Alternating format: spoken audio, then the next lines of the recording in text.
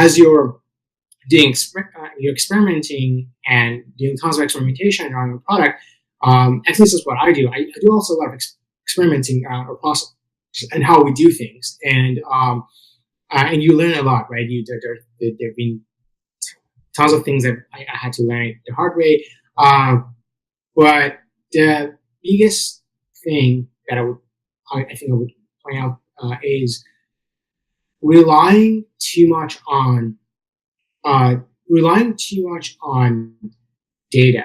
And I know like every single product manager out there, including myself, we all want to be data driven, right? That's what I said. We got to be data driven. We got to be data driven. But the accuracy of the data sometimes is the data sometimes is as accurate as the inputs of that data source. So sometimes you might be looking at a data set, looking at the feature adoption rate for a specific feature, and forgetting about the complexity of the entire system.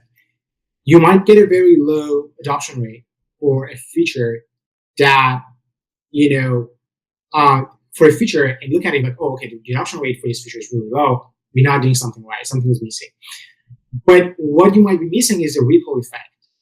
That feature might have led to two other features getting a higher engagement because it affected the funnel in your product.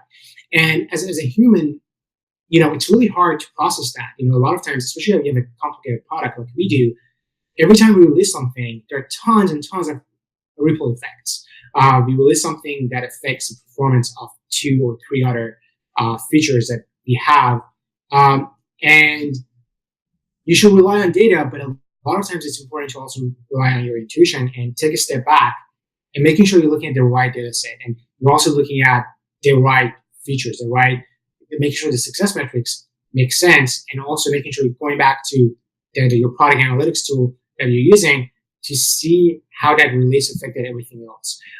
Again, it was really hard like a while ago until like recently. A lot of product analytics tools that I've seen now, they've added the trends section where you can see the trends for different features, how the usage of different features was affected by the release of another feature. So they're making it a little bit easier to do it.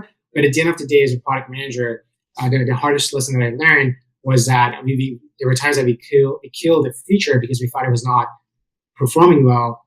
But looking back and learning from the new features that we've released, we now know that we didn't do a good job of analyzing the data and taking a step back and making sure we're looking at the whole picture and the entire system and not just that isolated set of features that we're looking at.